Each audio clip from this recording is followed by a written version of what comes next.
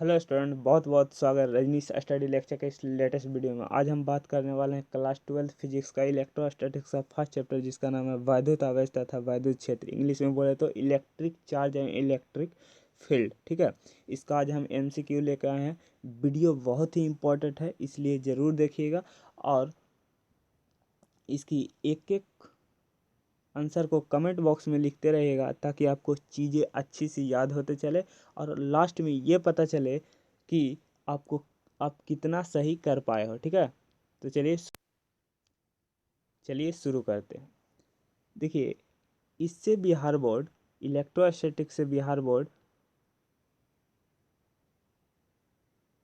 3 या 4 नंबर का पूछता है। ऑब्जेक्टिव की बात करते हैं। ठीक है, 3 या 4 नंबर का पूछता है। ठीक है, तो इम्पोर्टेंट होने वाली है। ठीक है, तो चलिए शुरू करते हैं।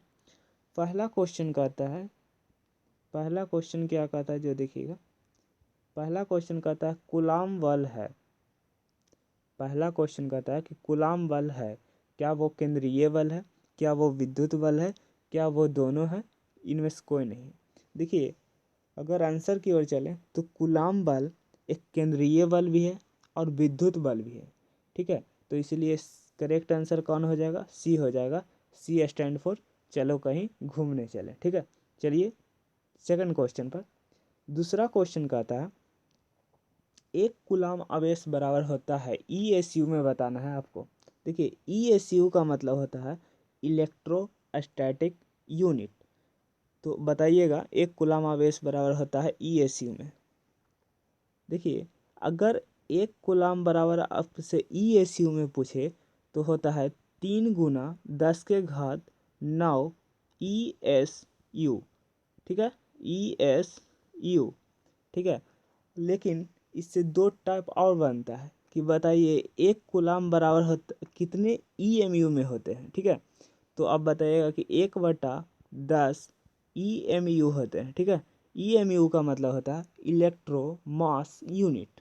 ठीक है, एक लास्ट क्वेश्चन बनता है कि एक स्टैट कूलाम बराबर कितने कूलाम होते हैं। तो एक स्टैट कूलाम बराबर, ये वाला देखिएगा रिलेशन, तो स्टैट कूलाम इसी को तो कहते हैं इलेक्ट्रोस्टैटिक यूनिट। ठीक है, इलेक्ट्रोस्टैटिक यूनिट। तो क्या होगा? एक स्टैट कूलाम बराबर 1/3 × 10⁻⁹ कूलाम हो जाएगा। ठीक है, तो याद करते चलिएगा ताकि आपको कोई दिक्कत ना हो। आप इसका स्क्रीनशॉट भी ले सकते हैं। तो देखिए, दूसरा का आंसर क्या हो जाएगा? एक कूलाम आवेश ESU में 3 × 10⁻⁹ हो जाएगा, यानी एक करेक्ट आंसर हो जाएगा आओ कभी हवेली पर। चलिए तीसरा क्वेश्चन की अगर बात करें, तीसरा क्वेश्चन की अगर बात करें, क्वेश्चन नंबर थर्ड कहता है एक विद्युत द्विध्रुव, एक विद्युत द्विध्रुव दो विपरीत आवेशों से बना है, जिनके परिमाण क्रमशः 3, देखिए जब 2 छूट गया है, 3.2 × 10⁻⁻19 कूलाम एवं माइनस का 3.2 × 10⁻⁻19 कूलाम और उनके बीच की दूरी 2.4 × 10⁻⁻10 मीटर है, तो विद्युत द्विध्रुव आघूर्ण बताइए। देखिए, समान परिमाण है लेकिन चिन्ह विपरीत है। ठीक है, तो आप विद्युत द्विध्रुव आघूर्ण का एक फॉर्मूला पढ़े होंगे, P बराबर Q × 2L, यानी कोई एक आवेश को उसके दूरी के साथ गुना कर दीजिएगा, आ जाएगा विद्युत द्विध्रुव आघूर्ण। ठीक है, तो देखिए आंसर पॉजिटिव में है तो हम पॉजिटिव वाला को लेते हैं। 3.2 × 10⁻⁻19 कूलाम। ठीक है, दूरी दिया गया है 2.4 × 10⁻⁻10 मीटर। ठीक है, तो P बराबर क्या हो जाएगा? इसका जो आंसर आएगा वो आएगा 7.68 × 10⁻⁻29 कूलाम मीटर। कूलाम मीटर इसका ऐसा ही मात्रक होता है, इसलिए आंसर कौन सा हो जाएगा? बी आंसर हो जाएगा correct answer. B stand for Baahubali का करेक्ट आंसर हो जाएगा। चलिए अगला क्वेश्चन की ओर बढ़ते हैं। ठीक है, अगला क्वेश्चन कहता है क्वेश्चन नंबर 4 को देखिएगा, ठीक है। क्वेश्चन नंबर 4 कहता है कि जब किसी वस्तु को आवेशित किया जाता है तो उसका द्रव्यमान क्या होता है। जब किसी वस्तु को आवेशित किया जाता है तो उसका द्रव्यमान क्या होता है। क्या वो बढ़ता है, क्या वो घटता है, क्या वो अचर रहता है, या बढ़ या घट दोनों सकता है। बताइएगा इसका आंसर। देखिए इस क्वेश्चन में ये नहीं बताया है कि आप धन आवेश दे रहे हैं या ऋण आवेश दे रहे हैं। जैसे ये एक वस्तु है, ठीक है, तो आप इसको मान ले जाए धन आवेश दे रहे हैं, ठीक है, धन आवेश दे रहे हैं। तो किसी वस्तु पर धन आवेश कब आता है, जब एक इलेक्ट्रॉन वो त्याग करता है। जैसे अगर सोडियम की बात करें तो सोडियम पर प्लस चार्ज कब आता है, जब वो एक इलेक्ट्रॉन का दान कर देता है, तभी तो क्या करता है, प्लस चार्ज आता है, ठीक है। तो इसीलिए एक इलेक्ट्रॉन का ये दान किया तभी इस पर प्लस चार्ज आएगा, यानी कुछ कमी आई। देखिए अगर आप ऋण आवेश देते हैं, ठीक है, तो क्लोरीन है, तो क्लोरीन क्या करता है कि एक इलेक्ट्रॉन का ग्रहण करता है, ठीक है, ग्रहण करता है। तो इसलिए वो Cl माइनस बनाता है, ठीक है, ग्रहण करके Cl माइनस बनाता है। तो ग्रहण किया यानी कुछ वृद्धि हुई, तो ठीक है, यानी घट भी सकता है और बढ़ भी सकता है। वस्तु का द्रव्यमान घट भी सकता है और बढ़ भी सकता है, यानी कि D is a correct answer हो जाएगा, ठीक है, चौथा का डी हो जाएगा। अब ये कहेगा कि एक इलेक्ट्रॉन का दान क्यों करता है, तो ये अस्थाई स्टेबल होने के लिए ये दान करता है। एक केमिस्ट्री का चीज़ है, ठीक है, अस्थाई होने के लिए दान करता है। चलिए अगले क्वेश्चन की ओर चलते हैं। क्वेश्चन नंबर 5 देखिएगा। क्वेश्चन नंबर 5 क्वेश्चन नंबर 5 कहता है कि एक आवेशित चालक की सतह के किसी बिंदु पर विद्युतीय क्षेत्र की तीव्रता होती है। देखिए अगर यहाँ पर ही चालक गोला रहे, चालक रहे, तो क्या होता है, सतह के लंबवत होता है, सतह के लंबवत होता है। चालक पर हमेशा विद्युतीय क्षेत्र क्या होता है, सतह के लंबवत होता है, ठीक है। अगले क्वेश्चन की ओर चलते हैं। क्वेश्चन नंबर 6 क्वेश्चन नंबर 6 कहता है कि मुक्त आकाश की परावैद्युता होती है। देखिए मुक्त आकाश या आप बोल सकते हैं निर्वात की विद्युतशीलता, ठीक है, जिसको बोलते हैं एप्सिलॉन नॉट। क्या बोलते हैं, एप्सिलॉन नॉट, ठीक है।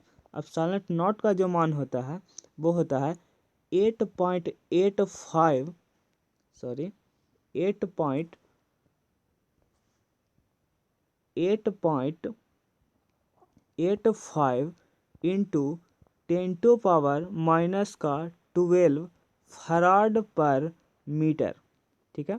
तो आंसर कौन सा हो जाएगा, सी हो जाएगा। सी स्टैंड फॉर चलो कहीं घूमने चलें, ठीक है। तो एप्सिलॉन नॉट का मान कितना होता है, 8.85 इंटू 10⁻12 फराड पर मीटर। आप सुनिएगा भी तो भी याद हो जाएगा, ठीक है। चलिए अगले क्वेश्चन की ओर बढ़ते हैं। अगला क्वेश्चन कहता है, देखिएगा अगला क्वेश्चन कहता है क्वेश्चन नंबर 7 क्वेश्चन नंबर 7 कहता है निम्नलिखित में से किसका अस्तित्व संभव नहीं है। क्वेश्चन नंबर 7 क्या बोलता है, कहता है निम्नलिखित में से किसका अस्तित्व संभव नहीं है। देखिए अगर आप क्वांटमीकरण पढ़े होंगे तो आप एक फॉर्मूला पढ़े होंगे, Q बराबर N इंटू ई, जहाँ ई क्या, N क्या होता है, धनात्मक पूर्णांक संख्या, ठीक है। N क्या होता है, धनात्मक पूर्णांक संख्या, जैसे 1 हो गया, 2 हो गया, 3 हो गया। ये कभी दशमलव के रूप में नहीं होता है, ठीक है। ई क्या है, एक इलेक्ट्रॉन पर आवेश। तो जैसे देखिए अगर हम N का मान बढ़ाते हैं, माने कि 1 2 जैसे रखते जाते हैं, तो आवेश भी यहाँ बढ़ते जा रहा है, ठीक है। तो बढ़ रहा है, कम नहीं हो रहा है, बढ़ रहा है। तो बढ़ने का मतलब क्या होता है, एक इलेक्ट्रॉन बराबर जानते हैं ना कितना होता है, एक इलेक्ट्रॉन पर आवेश कितना होता है, तो होता है 1.6 इंटू 10⁻⁻19 कूलम होता है।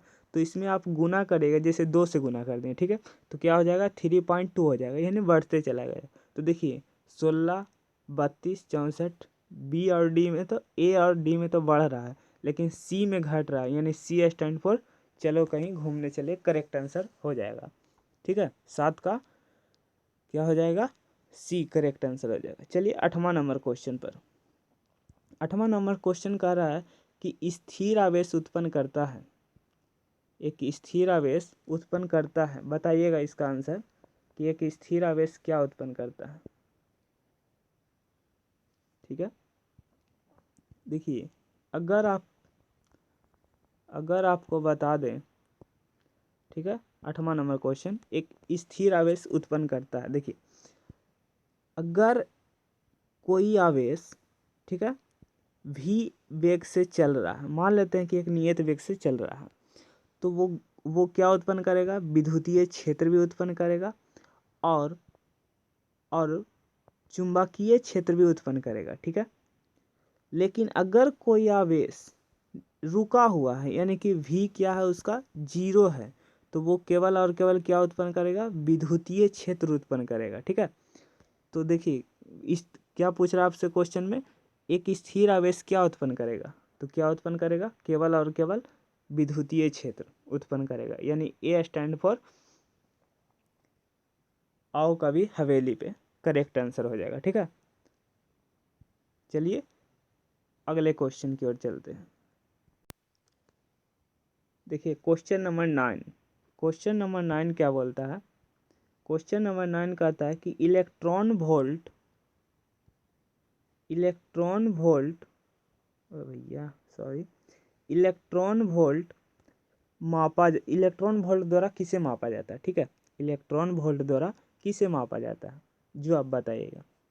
देखिए अब क्या, अगर नॉलेज के लिए अगर हम बताएं, एक इलेक्ट्रॉन वोल्ट बराबर होता है 1.6022 इंटू 10⁻⁻90 जूल। ठीक है, जूल होता है, यानी जूल किसका मात्रक होता है, ऊर्जा को, यानी किससे मापा जाता है, यानी ऊर्जा को मापा जाता है। तो D is a correct answer. Electron volt किसके द्वारा मापा जाता है, तो ऊर्जा के द्वारा मापा जाता है। ठीक है, चलिए अगले क्वेश्चन की ओर चलते हैं। अगला क्वेश्चन देखिएगा, पढ़िएगा। अगला क्वेश्चन कह रहा है कि विद्युत द्विध्रुव आघूर्ण P वाला एक विद्युतीय क्षेत्र के साथ 90 डिग्री का कोण बनाता है, तो इस पर लगने वाला बल आघूर्ण क्या होगा। देखिए आपसे अगर बात किया जाए बल आघूर्ण की, जो आपकी टाउ होती है, टाउ होता है बल आघूर्ण। ठीक है, इसे टाउ से सूचित करते हैं बल आघूर्ण को। तो टाउ बराबर क्या होता है, P vector into cross E vector. ठीक है, P vector cross E vector. देखिए अगर आप क्रॉस आता है तो माने कि हटता है तो साइन आता है, और डॉट आता है, यानी डॉट आता है तो क्या आता है, कॉस आता है। ठीक है, तो यहाँ पर एक क्रॉस है तो साइन आएगा, तो क्या आ जाएगा, पी ई साइन थीटा। ठीक है, पी ई क्रॉस प्रोडक्ट और डॉट प्रोडक्ट में पढ़े होंगे कि क्रॉस हटता है तो साइन आता है और डॉट हटता है तो कॉस आता है। तो देखिए पी ई साइन थीटा हो गया, तो tau is equal to p e क्या हो जाएगा, साइन 90 डिग्री, थीटा का मान 90 डिग्री है। ठीक है, तो टाउ इज इक्वल टू क्या होता है, साइन 90 होता है कितना, 1, तो क्या आंसर आ जाएगा, पी ई। तो देखिए tau is equal to p e आ जाएगा, तो पी ई किस में है, ए स्टैंड फॉर आओ कभी हवेली पर, ए इज अ करेक्ट आंसर हो जाएगा। चलिए नेक्स्ट क्वेश्चन की ओर बढ़ते हैं। अगला क्वेश्चन कह रहा है, क्वेश्चन नंबर 11 को देखिएगा, क्वेश्चन नंबर 11। ठीक है, क्वेश्चन नंबर 11 कहता है विद्युत क्षेत्र की तीव्रता ई, अब द्विध्रुव आघूर्ण P वाले विद्युत द्विध्रुव पर लगने वाला बल आघूर्ण सेम है, खाली आपसे पूछ रहा है कि अब बताइए, टाउ वेक्टर के रूप में पूछ रहा है कि बल आघूर्ण क्या होता है वेक्टर के रूप में। तो अभी अभी लिखाए थे, टाउ वेक्टर बराबर क्या होता है, P vector cross E vector. ठीक है, तो देखिए P वेक्टर इन क्रॉस ई वेक्टर किस में है, ए में, ए स्टैंड फॉर आओ कभी हवेली पर करेक्ट आंसर हो जाएगा। ठीक है, तो याद रखिएगा चीज़ों को बढ़िया से। ठीक है, 12 नंबर क्वेश्चन कहता है, 12 नंबर क्वेश्चन कह रहा है, देखिएगा 12 नंबर जो क्वेश्चन कह रहा है, 12 नंबर क्वेश्चन कहता है 1/4 पाई एप्सिलॉन ठीक है, ये 4 पाई है। 1/4 पाई एप्सिलॉन का मान होता है, जो बताना है आपको। देखिए कूलाम का नियम से आया था 1/4 पाई एप्सिलॉन, ठीक है। इसका जो मान होता है वो होता है 9 × 10⁻⁹, ठीक है। क्या होता है? न्यूटन मीटर स्क्वायर पर कूलम स्क्वायर, ये होता है इस के का मान। कूलम का नियम से क्या था? F बराबर K into Q1 Q2 upon R square, ठीक है। तो इसी के का मान क्या होता है? एप्सिलॉन होता है, ठीक है। 1/4 पाई एप्सिलॉन होता है, जिसका मान होता है 9 × 10⁹ न्यूटन मीटर स्क्वायर पर कूलम स्क्वायर।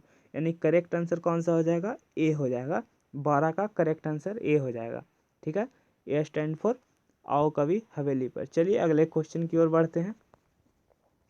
अगला क्वेश्चन नंबर 13 को देखिएगा। कहता है किसी चालक गोले को आवेश देने पर, किसी चालक गोले को, ठीक है। क्वेश्चन नंबर 13 को देखिएगा। कहता है किसी चालक गोले को आवेश देने पर वह वितरित होता है। देखिए अगर ये चालक गोला है, ऐसे आप आवेश देते हैं तो उसके सतह पर एक समान रूप से क्या होता है? वितरित हो जाते हैं। जो आवेश है वो एक समान रूप से वितरित हो जाता है। तो करेक्ट आंसर क्या हो जाएगा? सतह पर, यानी B stand for Baahubali is correct answer हो जाएगा, ठीक है। चलिए आगे चलते हैं। क्वेश्चन नंबर कह रहा है, क्वेश्चन नंबर 14 देखिएगा।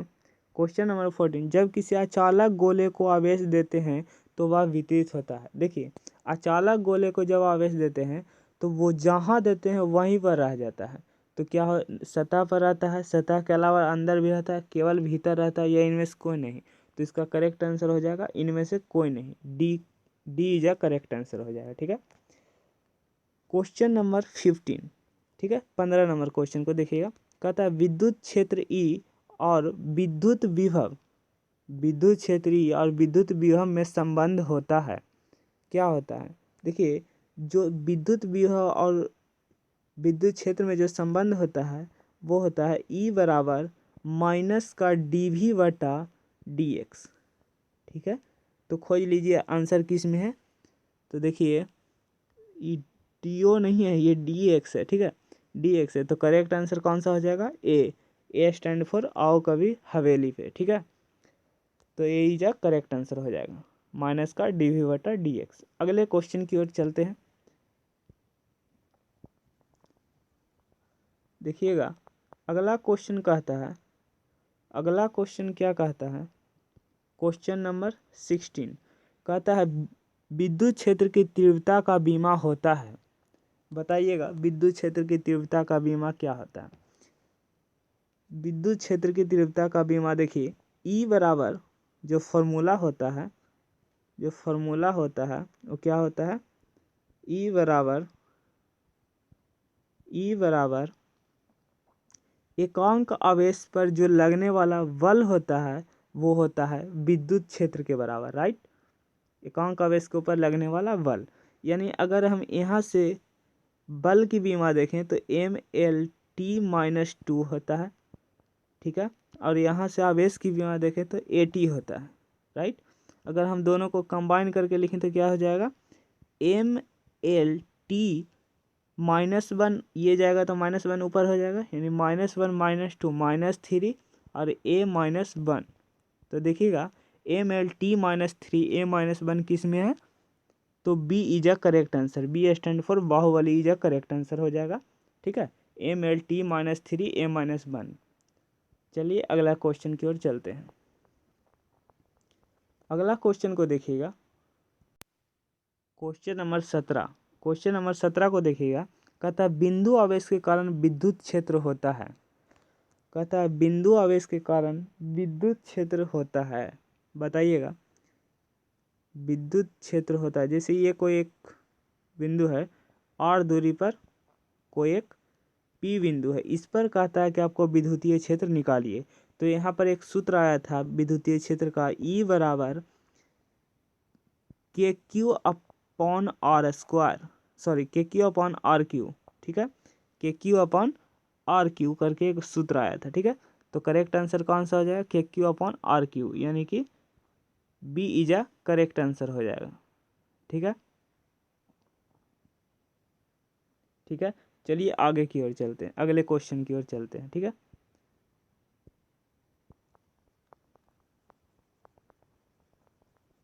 अगला क्वेश्चन को देखिएगा, कहता है विद्युत द्विध्रुव के कारण विद्युत विद्युत द्विध्रुव के कारण अक्ष पर विद्युत क्षेत्र क्या होता है।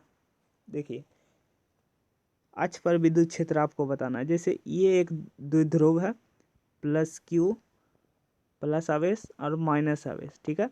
इस मान लीजिए ये अक्ष है, ये अक्ष है, इस पे कोई एक पी बिंदु है, इस पर आपको बताना है कि विद्युत क्षेत्र की जो तीव्रता होती है क्या होता है।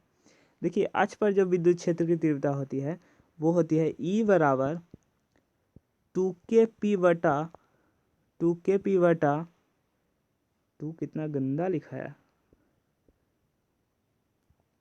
2kp, ये अभी गंदा लिखा गया है, कोई बात नहीं, 2kp बटा आर क्यू, ठीक है, बोल रहे हैं 2kp बटा आर क्यू, 2kp बटा आर क्यू। देखिए किस में आंसर है, 2kp बटा r q, A stand for आओ कभी हवेली पर, करेक्ट आंसर हो जाएगा, ठीक है। आज पर विद्युत है 2kp बटा आर क्यू। चलिए अगले क्वेश्चन की ओर चलते हैं। चलिए अगला क्वेश्चन है क्वेश्चन नंबर 19, ठीक है। क्वेश्चन नंबर 19 कहता है पृष्ठीय आवेश घनत्व का एसआई मात्रक बताइए। पृष्ठीय आवेश घनत्व का एसआई मात्रक, पृष्ठीय आवेश घनत्व को सिग्मा द्वारा सूचित करते हैं। इसका जो होता है एकांक क्षेत्रफल में जो आवेश की मात्रा होती है वो होती है सिग्मा, यानी पृष्ठीय आवेश घनत्व, ठीक है। अगर हम इसका अगर कोई एसआई मात्रक निकालें, ठीक है, एसआई मात्रक निकालें तो क्यू का होता है कूलाम, क्षेत्रफल का होता है मीटर स्क्वायर। तो अगर इस रूप में लिखें तो क्या हो जाएगा, कूलाम मीटर माइनस 2। तो क्या हो जाएगा correct answer, A stand for आओ कभी हवेली पर। चलिए अगला क्वेश्चन की ओर बढ़ते हैं। पृष्ठीय आवेश घनत्व का ऐसे मात्रक याद रखिएगा और सूत्र भी याद रखिएगा, ये भी पूछ देता है कभी कभी, ठीक है। चलिए अगले क्वेश्चन की ओर देखिए, अगला क्वेश्चन नंबर 20, ठीक है, 20 कहता है विद्युत क्षेत्र का सूत्र नहीं है, ये एसआई मात्रक है। विद्युत क्षेत्र का एसआई मात्रक, ठीक है, एसआई क्या होता है, मात्रक, एसआई मात्रक, विद्युत क्षेत्र का एसआई मात्रक बताइए क्या होता है। तो विद्युत क्षेत्र का एसआई मात्रक होता है वोल्ट पर metre, A is a correct answer, A stand for आओ कभी हवेली पर, ठीक है। विद्युत क्षेत्र का एसआई मात्रक क्या होता है, वोल्ट पर मीटर। चलिए अगला क्वेश्चन नंबर 21, ठीक है, 21 कहता है विद्युत क्षेत्र का विमीय सूत्र होता है, बताइएगा विद्युत क्षेत्र का विमीय सूत्र क्या होता है। देखिए अभी अभी हमने बताया था कि विद्युत क्षेत्र जो ई होता है वो होता है एकांक आवेश के ऊपर लगने वाला बल, ठीक है था, क्या होता है विद्युत क्षेत्र कहलाता है। इससे हम निकालेंगे इसका विमीय सूत्र। अगर हम निकालें एफ का तो एम एल टी माइनस 2 बल का होता है और क्या होता है ए टी होता है हमारे आवेश का, ठीक है। अगर दोनों को मिला के करें तो एम एल, देखिए टी नीचे है ऊपर जाएगा तो -1 और -2 तो -3 हो जाएगा, -3 हो जाएगा और ए -1 हो जाएगा। देखिए किस में आंसर, तो बी स्टैंड फॉर बाहुबली जा करेक्ट आंसर हो जाएगा, ठीक है। एम एल टी -3 ए -1 विद्युतीय क्षेत्र का विमीय सूत्र होता है, ठीक है। ठीक है। चलिए अगले क्वेश्चन की ओर। चलिए अगले क्वेश्चन की ओर 22 नंबर क्वेश्चन, ठीक है। 22 नंबर क्वेश्चन कहता है हवा में एप्सिलॉन आर का मान होता है। देखिए जो एप्सिलॉन आर का जो मान होता है वो कितना होता है। एप्सिलॉन आर का जो मान होता है वो होता है 1, ठीक है। तो एप्सिलॉन आर का मान क्या होता है 1 होता है, यानी सी इज अ करेक्ट आंसर। चलो कहीं घूमने चलें, ठीक है। तो 1 होता है एप्सिलॉन आर का मान। चलिए अगले क्वेश्चन की ओर चलते हैं। चलिए अगला क्वेश्चन कहता है 23 नंबर क्वेश्चन, ठीक है। कहता है निम्नलिखित में से कौन सा संबंध सही है। देखिए सब का सब विद्युतीय क्षेत्र है, ठीक है। वो आपको सूत्र बताना है। तो अभी अभी हमने बताया था कि विद्युतीय क्षेत्र का जो फॉर्मूला होता है वो होता है एकांक आवेश के ऊपर लगने वाला क्या होता है, बल होता है, ठीक है। एकांक आवेश के ऊपर लगने वाला बल। तो करेक्ट आंसर कौन सा हो जाएगा, ए हो जाएगा। ए स्टैंड फॉर आओ कभी हवेली पर, ठीक है। तो विद्युत क्षेत्र का फॉर्मूला आप याद रखिएगा, ठीक है। चलिए अगला क्वेश्चन की ओर बढ़ते हैं। चलिए अगला क्वेश्चन है 24 नंबर क्वेश्चन। देखिए एक आवेशित चालक का क्षेत्र आवेश घनत्व सिग्मा है, उसके पास विद्युत क्षेत्र का मान होगा, ठीक है। तो देखिए आपको डायरेक्ट ट्रिक से याद करवा देंगे। अगर यहाँ पर ये चालक बोले, ठीक है, आवेशित चालक बोले तो क्या होता है सिग्मा बटा एप्सिलॉन नॉट होता है, ठीक है। लेकिन अगर अचालक बोले तो क्या होता है सिग्मा बटा 2 एप्सिलॉन नॉट, ठीक है। तो यहाँ पर ही चालक है तो करेक्ट आंसर कौन सा हो जाएगा, बी हो जाएगा। बी स्टैंड फॉर बाहुबली जा करेक्ट आंसर हो जाएगा, ठीक है। चलिए अगला प्रश्न की ओर चलते हैं। चलिए 25 नंबर क्वेश्चन को देखते हैं, ठीक है। 25 नंबर क्वेश्चन, 25 नंबर क्वेश्चन कहता है विद्युत द्विध्रुव आघूर्ण का ये सही मात्रक होता है। देखिए विद्युत द्विध्रुव आघूर्ण का जो अभी फॉर्मूला बताए थे, क्या बताए थे, P बराबर कोई भी एक आवेश लेकर के उसके दूरी के साथ गुना कर दीजिएगा, विद्युत द्विध्रुव आघूर्ण निकल के आ जाएगा, ठीक है। तो देखिए अगर हम ऐसे मात्रक लिखें तो आवेश का क्या होता है कूलाम, 12 क्या है दूरी है तो लिख देते हैं मीटर, यानी कूलाम मीटर। किस में आंसर है कूलाम मीटर। तो एक करेक्ट आंसर हो जाएगा आओ कभी हवेली पर, ठीक है। विद्युत द्विध्रुव आघूर्ण का ऐसे मात्रक क्या हो जाएगा कूलाम मीटर हो जाएगा। चलिए अगला प्रश्न की ओर चलते हैं। देखिए अगला सवाल है 26 नंबर क्वेश्चन को देखिएगा। 26 नंबर क्वेश्चन, ठीक है। 26 नंबर क्वेश्चन को देखिएगा। कहता है स्थिर विद्युत क्षेत्र होते हैं। स्थिर विद्युत क्षेत्र जो होते हैं वो हमेशा क्या होता है संरक्षी होते हैं, वो संरक्षी होते हैं, यानी a is a correct answer. A stand for आओ कभी हवेली पे, ठीक है। तो स्थिर विद्युत क्षेत्र क्या होते हैं संरक्षी होते हैं। नेक्स्ट प्रश्न पर चलते हैं। अगला प्रश्न, चलिए अगला प्रश्न 26 नंबर क्वेश्चन को देखिएगा। 26 कहता है आवेश का पृष्ठीय आवेश घनत्व यानी कि सिग्मा आपको बताना है कि इसका सूत्र क्या होता है। देखिए अभी हमने बताया था कि एकांक क्षेत्रफल में जो आवेश की मात्रा होती है वो होती है पृष्ठीय आवेश घनत्व यानी कि सिग्मा, यानी करेक्ट आंसर कौन सा हो जाएगा, बी स्टैंड फॉर बाहुबली जा करेक्ट आंसर हो जाएगा। चलिए अगले क्वेश्चन की ओर चलते हैं। चलिए अगला प्रश्न 28 नंबर क्वेश्चन। देखिए कहता है किसी माध्यम में अपेक्षिक परावर्तकता यानी एप्सिलॉन आर होती है। देखिए इसका जो फॉर्मूला होता है एप्सिलॉन आर का वो होता है एप्सिलॉन बराबर क्या होता है epsilon naught into epsilon r, ठीक है। तो अगर हम एप्सिलॉन आर का मान पूछ रहा है यानी अपेक्षिक परावर्तकता का मान पूछ रहा है तो एप्सिलॉन आर बराबर क्या होगा एप्सिलॉन बटा एप्सिलॉन नॉट, यानी कि ये इसका रिलेशन हो जाएगा। तो करेक्ट आंसर कौन सा हो जाएगा, a is a correct answer. A stand for आओ कभी हवेली पर, ठीक है। चलिए अगला क्वेश्चन की ओर चलते हैं। क्वेश्चन नंबर 29, ठीक है। 29 क्वेश्चन कहता है ई यानी विद्युत क्षेत्र की तीव्रता में पी द्विध्रुव आघूर्ण वाले विद्युत द्विध्रुव पर लगने वाला बल आघूर्ण, यानी कि फिर से आपको टाउ ही बताना है।